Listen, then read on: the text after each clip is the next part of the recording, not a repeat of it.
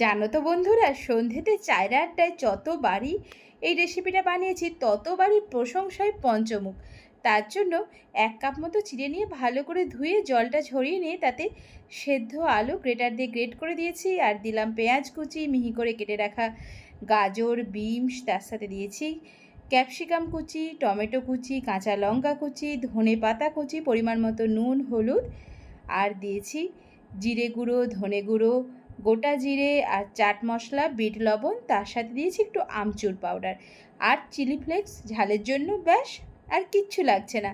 আর একটু সর্ষের তেল দিয়ে ভালো করে মেখে নিন। এরপর হাতের সাহায্যে ঠিক এরকমভাবে শেপ দিন। এরপর তেলের মধ্যে, মানে আমি রিফাইন অয়েলের মধ্যে একদম শ্যালো ফ্রাই করেছি, এপিট ওপিট উল্টে পাল্টে একটু টাইম ধরে করে নেবেন। ব্যাস, পরিবেশন করেছি সাদা তিল, টমেটো কেচাপ, পেঁয়াজ কুচি আর টমেটো কুচি দিয়ে।